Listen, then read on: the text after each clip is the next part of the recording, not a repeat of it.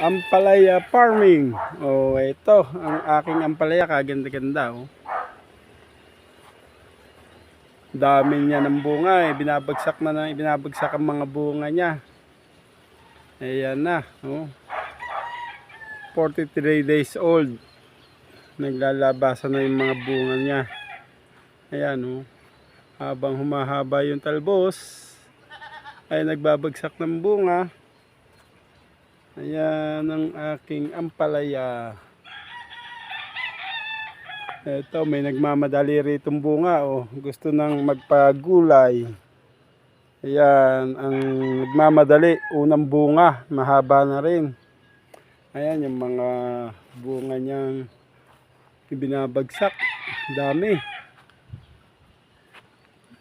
Ayan, nasa 400 hills ang aking ampalayang ito.